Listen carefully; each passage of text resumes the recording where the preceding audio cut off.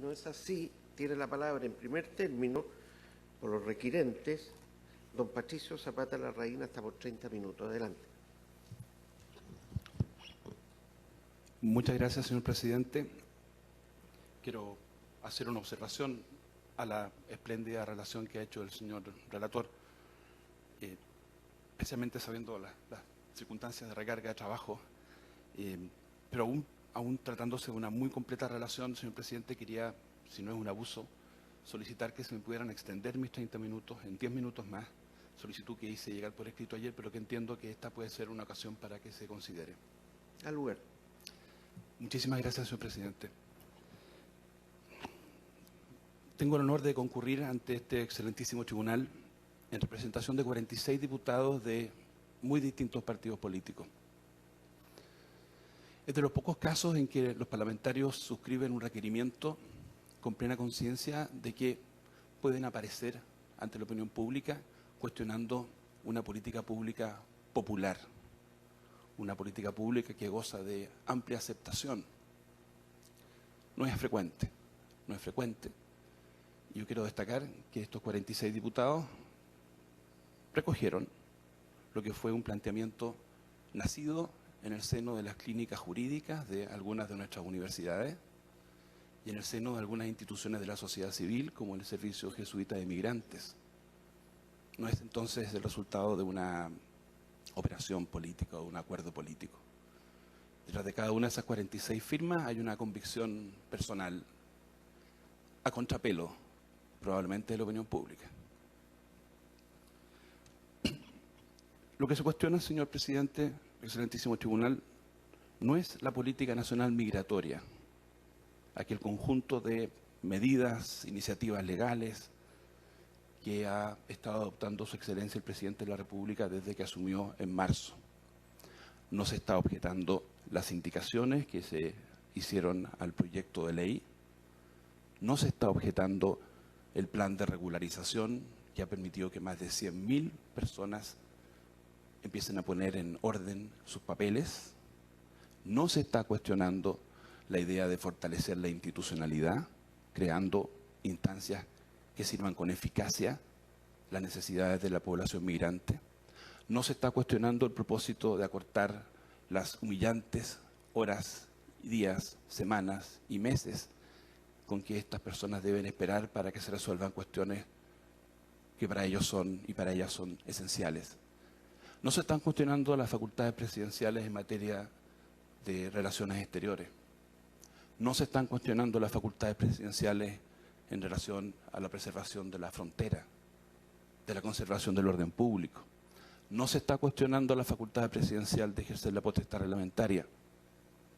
No se está cuestionando una política pública, se está cuestionando un acto jurídico, el Decreto Supremo 776. Y como espero que quede demostrado, ese acto jurídico no juega ningún papel relevante para los efectos de las finalidades valiosas, estimables, legítimas de esta política general de control migratorio. Esta no es una objeción de mérito. La objeción de mérito sería si se plantearan alternativas de política mejores o peores. De hecho, excelentísimo presidente, los 46 parlamentarios firmantes tienen muy distintas ideas sobre cuál y cómo debiera ser la política migratoria.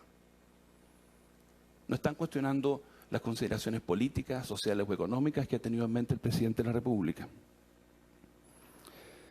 A mí me halaga en lo personal que el querido amigo, colega, abogado de la Presidencia de la República, entre otras autoridades mucho más importantes, haya estimado el caso citar mi visión sobre lo que es la deferencia debida a los actos del legislativo y del ejecutivo. Y no voy a renegar hoy día de esa doctrina. Es deferencia razonada. No es deferencia, es deferencia razonada. Esas dos palabras siempre han estado unidas en mi manera de entender esta actitud que debe tener el Tribunal Constitucional. Si no es razonada, ya no es deferencia, es sumisión, obsecuencia, complacencia. Si evaluar la relación entre los medios y los fines, si evaluar la coherencia o alineación entre una regulación y los valores de la Constitución política es una cuestión de mérito e ilegítima, probablemente habría que botar a la basura el 99% de la jurisprudencia del Tribunal Constitucional alemán y habría que botar a la basura el 50% de la jurisprudencia de este tribunal. Si pedir que los actos del legislativo y del ejecutivo tengan fundamento, que haya coherencia entre los fines que se declaran y los medios que se proponen, es control de mérito, toda la jurisprudencia de proporcionalidad de este tribunal está fuera de lugar. Ya sea la que se refiere a la ponderación de la razonabilidad de una pena, de una multa, de la proporcionalidad entre una falta y una sanción para una universidad. No creo que sea este el momento de echar pie atrás en la decisión que tomó este tribunal hace ya 7 u 8 años de exigir razonabilidad a los actos estatales. No en este caso. No ahora. No con los haitianos. No es pedir injerencia o invasión en las consideraciones de mérito.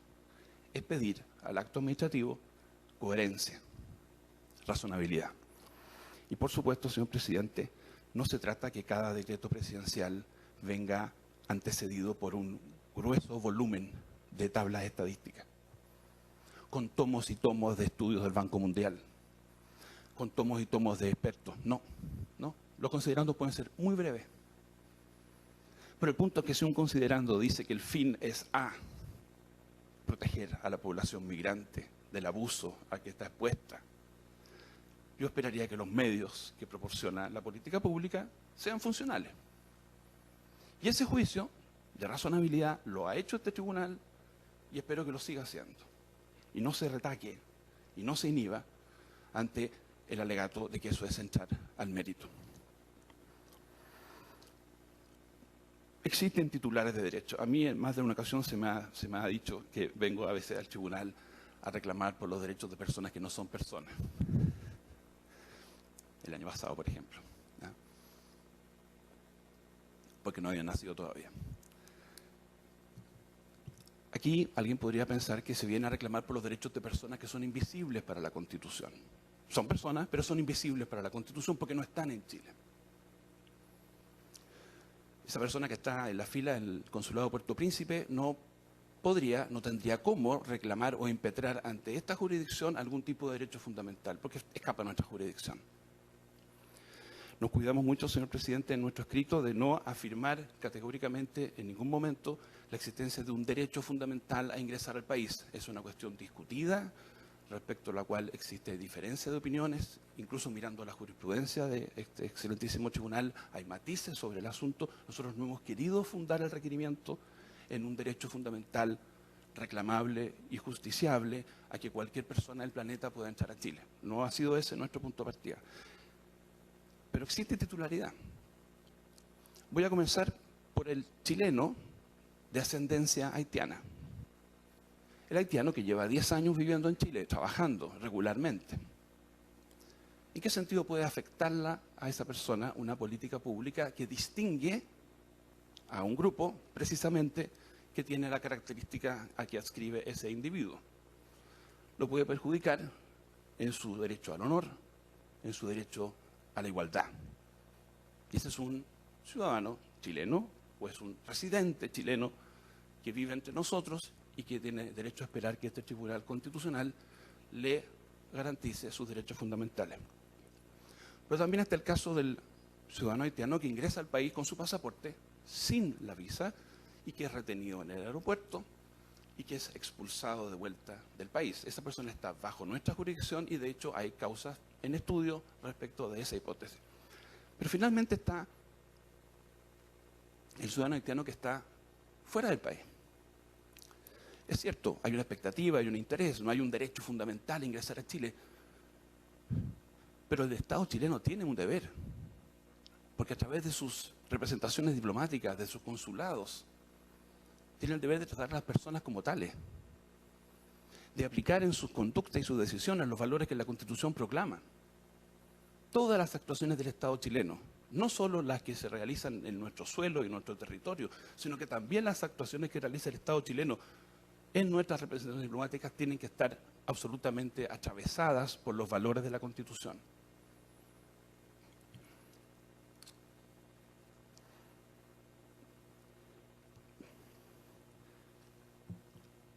El caso es distinto, señor presidente.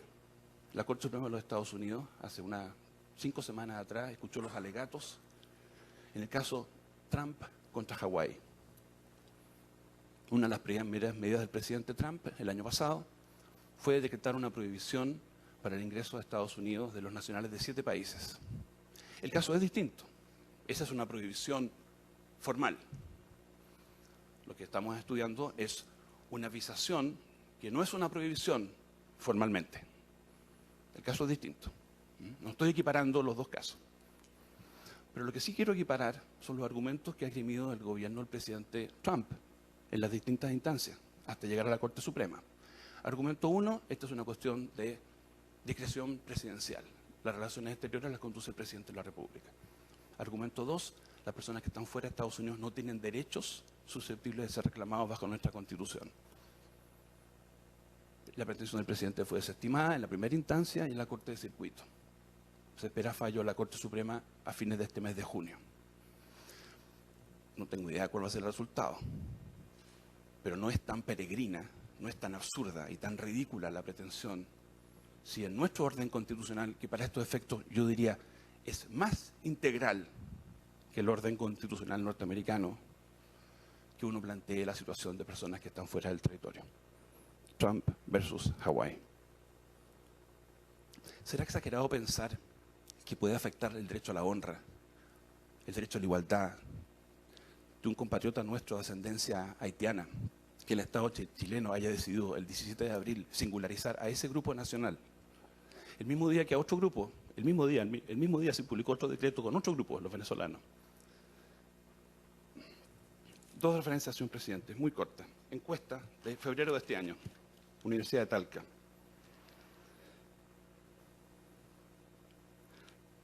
¿Usted piensa que las personas de pelo rubio son más atractivas que las de pelo negro?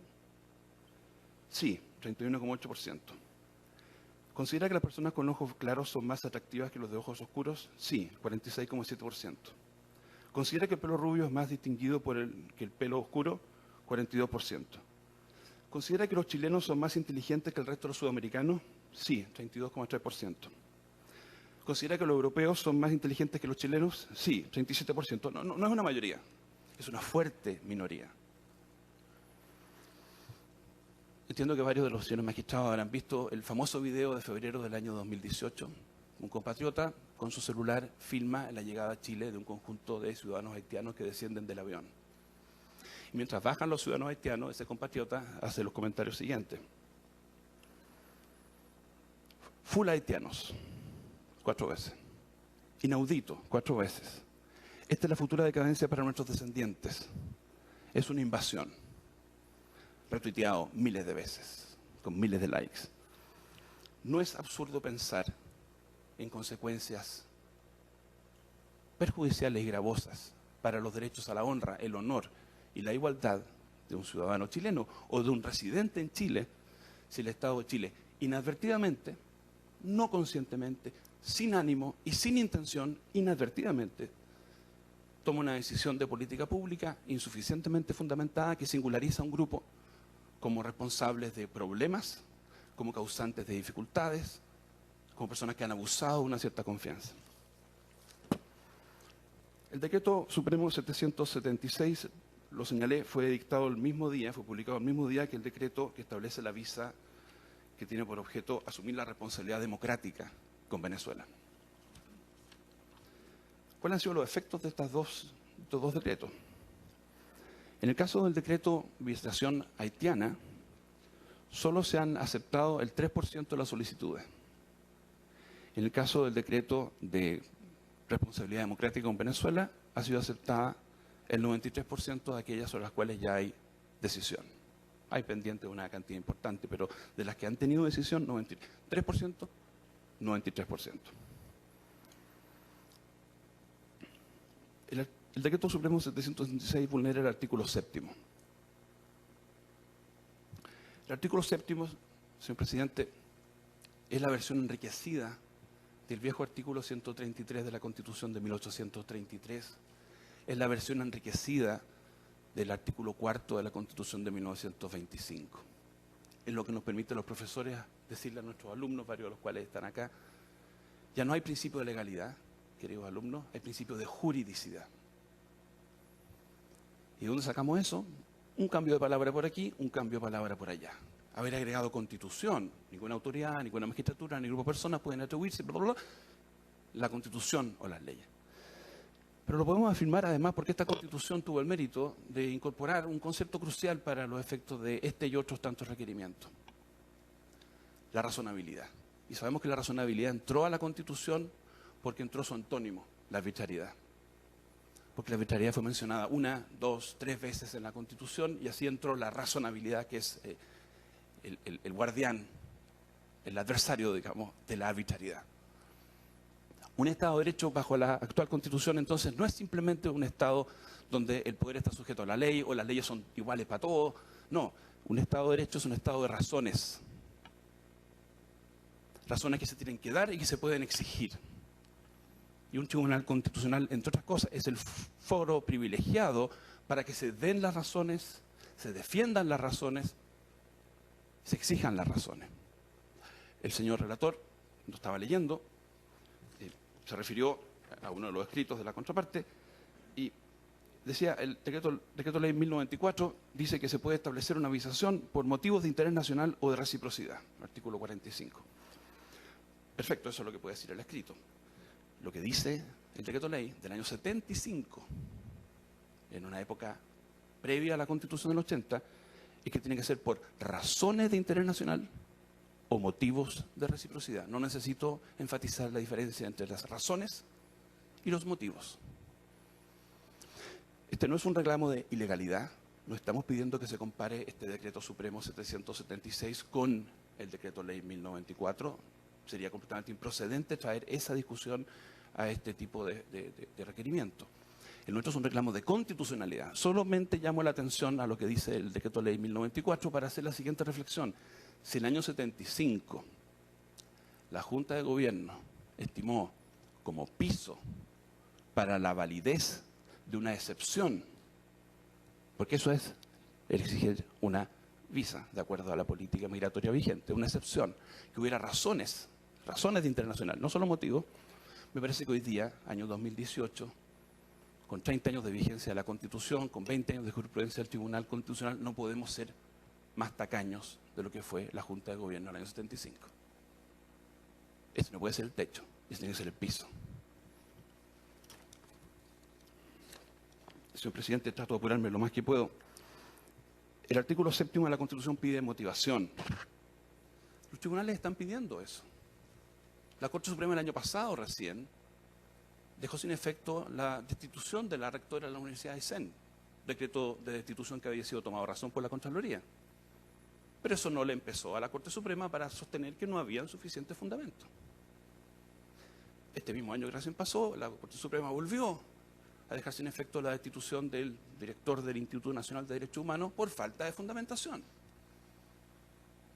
Entonces, plantear que es extraño, bizarro, estrambótico pedir un análisis sobre los fundamentos no se condice con el estado del derecho constitucional chileno, gracias a Dios.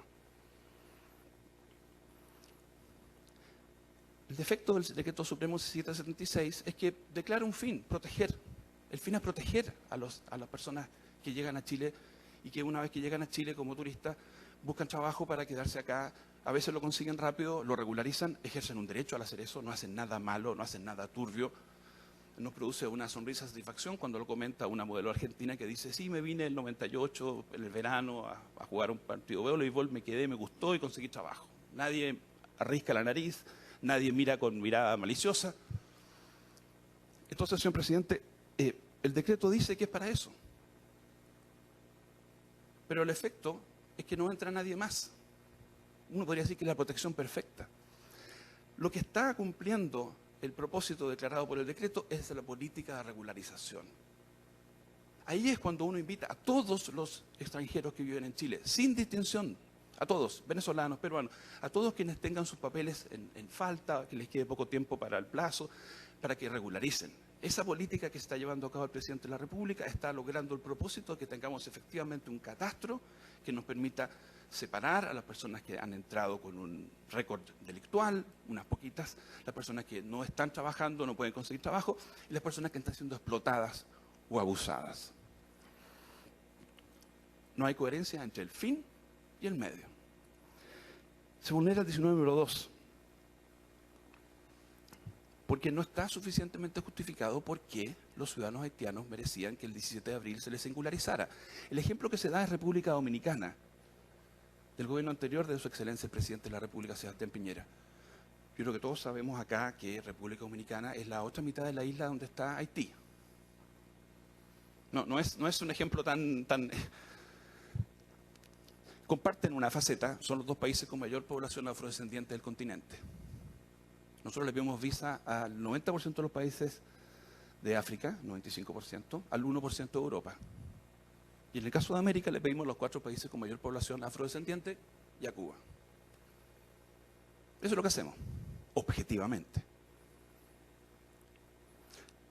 Yo invito a los ministros del tribunal a revisar las páginas 15 y siguientes donde se explica el problema de República Dominicana y se explica el problema de Haití con una serie de tablas, estadísticas, cuadros y números.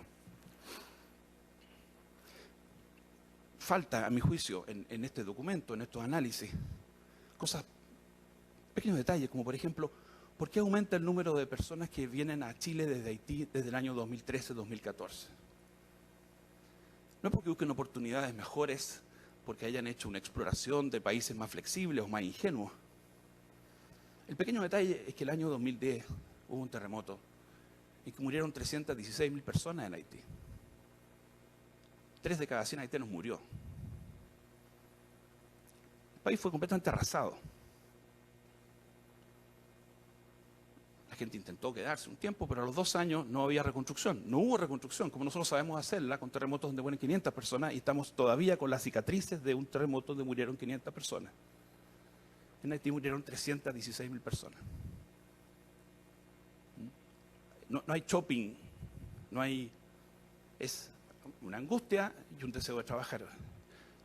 Si ustedes miran, señores del tribunal, la audiencia de esta sala, no hay personas de ascendencia haitiana y no podían venir porque están trabajando. Las personas que contactamos, si estaban interesados, están trabajando. Lo único que quieren es trabajar. No hay ninguna estadística que muestre que haya mayores tasas de criminalidad o de delincuencia en esa comunidad. El único dato objetivo que cita el requerimiento, la contestación de su excelencia, es que habría un mayor número de contratos falsos presentados para regularizar por parte de haitianos que de venezolanos, colombianos o peruanos.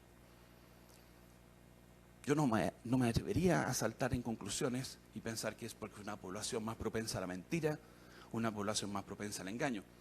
Que esa explicación es tan simple como que es más fácil que sean víctimas ellas o ellos del engaño por un tema de idioma, por ejemplo. De cuenta esa estadística. La nacionalidad es una categoría sospechosa en el derecho comparado, en la Declaración Universal de los Derechos del Hombre, en la Convención Americana de Derechos Humanos. Es una categoría sospechosa. El derecho chileno es una categoría sospechosa. Menos sospechosa que raza, menos sospechosa que género o que sexo, pero sospechosa igual. Y por eso que cuando la Constitución admite excepciones y permite que se exija nacionalidad, lo hace de manera precisa, concreta, para ser presidente de la República, un tipo de nacionalidad, para ser funcionario público. Y cuando permite que haya restricciones a propósito de la libertad de trabajo, dice, podrán haber excepciones para determinados casos. La nacionalidad no es un criterio del que se pueda disponer desaprensivamente, ni siquiera en el terreno de relaciones exteriores. Yo reconozco que es menos sospechosa, repito, que otras categorías, pero es una categoría sospechosa y por lo tanto la carga de la prueba que tiene quien usa esa categoría es fuerte. Chile ha evolucionado. Hace 150 años atrás el Estado de Chile podía decir públicamente que queríamos traer alemanes, pero queríamos que fueran alemanes católicos, no queríamos luteranos. Y esa fue política oficial del Estado chileno. Y se preguntaba por nuestro representante si la persona era católica o luterana. Gracias a Dios se colaron familias luteranas que han hecho una contribución muy grande al desarrollo de nuestra patria. 30 años después, nuestro Estado decía que aceptábamos croatas que arrancaban del Imperio Austrohúngaro, aceptábamos también personas de Palestina y Siria que arrancaban del Imperio Otomano, pero queríamos que tuvieran tales y cuales perfiles. Eso se podía hacer bajo la Constitución del 33, se podría haber hecho bajo la Carta del 25. Yo creo que difícilmente hoy día podría el Estado de Chile decir queremos católicos o solamente vamos a garantizar a tal grupo. Se impone necesariamente una política objetiva. Pueden haber cuotas que tengan que ver con la situación y la capacidad del Estado chileno para proveer servicios de salud, de educación, pero cuotas coherentes con la Constitución. Se cumplen 10 años casi, señor presidente, desde el fallo ISAPRES, Rol 976, 26 de junio del 2018. Ha pasado el tiempo, 10 años. Un fallo importante, muy importante. ¿Y por qué es tan importante y lo traigo a colación? Porque en ese fallo el tribunal se vio enfrentado a un montón de tablas estadísticas, de cuadros, de gráficos como los que estamos viendo hoy día. Pero el tribunal se rehusó a dejar que las tablas actuariales, que las estadísticas genéricas, que las consideraciones utilitaristas o consecuencialistas dejaran a un lado una idea muy básica. Cada persona es única, irrepetible y tiene una dignidad. Y el concepto bien común de nuestra Constitución no es la mayor realización posible de la mayoría, la mayor realización posible de todos y cada uno. La nota más brillante de la jurisprudencia del Tribunal Alemán, y ustedes tuvieron la oportunidad de estar una semana compartiendo, es esa jurisprudencia que pide a propósito del microcenso, a propósito del salario mínimo. Miremos a las personas. Está bien, las estadísticas están bien. La brecha migratoria, pero cada persona es única y merece ser tratada como tal. Y no ser víctima de las estadísticas, de los rótulos. Los chilenos hemos sido muchas veces objeto de una rotulación en Europa. Delincuente. Entonces, señor presidente, el fallo ISAPRES del año 2018 sienta un precedente. Tratándose de derechos fundamentales, está muy bien que tengamos cuadros estadísticos a la vista, está muy bien que tengamos tablas actuariales, pero cada persona es única y repetible y es imperativo exigirle a la autoridad que haga las adecuaciones. No está de más decir que es lamentable que habiendo pasado 10 años todavía el legislador no haya hecho esa adecuación a la legislación de salud. Ahora sí que voy terminando, señor presidente. Estamos conscientes que el tema es delicado y yo he insistido con mis representados que fuéramos responsables. No se nos ocurrió jamás pedir la suspensión del decreto, no lo pedimos. Y quisiéramos pensar que no se va a producir un caos en el evento hipotético, alguien podría decir súper improbable, que ustedes tuvieran la posibilidad de acoger este requerimiento. A este tribunal en general no le ha importado las consecuencias políticas o sociales de sus decisiones porque es un tribunal de derecho, pero yo entiendo que alguien pensara que si el remedio fuera constitucionalmente más malo que la enfermedad, es decir, si alguien pensara que votar este decreto traería consecuencias inconstitucionales negativas, que se generaría un vacío, en que no tendríamos cómo responder a ciertos problemas objetivos, alguien pensara que haciendo ese balance, aunque el decreto tuviera estas fallas o defectos, es preferible dejarlo vivito. Señor presidente, yo entiendo que en el caso que esto fuera acogido, existiría una oportunidad, porque el acuerdo se adopta, la práctica establecida a esta altura por el tribunal en casos como este es notificar el acuerdo. La redacción en promedio está tomando 10, 20, 25 días, y los efectos de una sentencia anulatoria de un decreto supremo operan de pleno derecho con la publicación en el diario oficial. Es decir, su excelencia el presidente de la República tendría un plazo para corregir. Como no estamos en un tribunal de mérito, ni de política, ni de oportunidad, no sé cuál podría ser esa corrección, pero indudablemente sería que la política que se adopte con los países sea una política en base a criterios objetivos, no discriminatorios. Ahora sí, termino. Ordenar la casa, señor presidente. Es un objetivo importante y consiste el aplauso de la mayoría de los chilenos y chilenas. Se asumió una responsabilidad que no se había asumido. Y hay coraje en eso, hay valor. El único punto que estamos haciendo es que cuando uno ordena la casa, no trata del mismo modo los muebles que las personas. A los muebles se les desplaza como lo que son objetos. Se descartan porque no sirven. Los cambiamos por otros mejores. Lo pintamos, lo rompemos.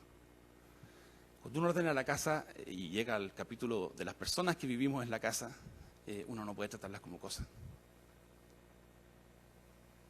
Se conversa, se respeta, ¿ah?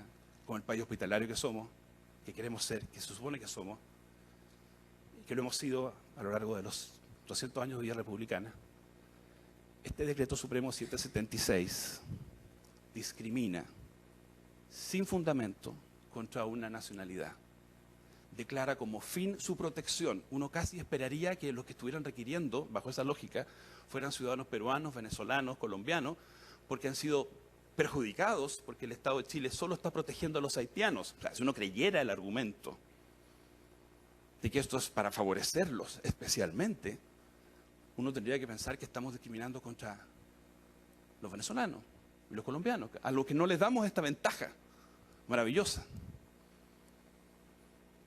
Agradezco muchísimo, señor presidente, que me haya otorgado esos minutos adicionales. No sé si me excedí demasiado, pero lo agradezco mucho y agradezco la paciencia de todos y cada uno de los ministros y ministras del tribunal.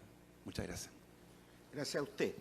El Tribunal Constitucional va a suspender por 10 minutos la audiencia para reanudar los alegatos.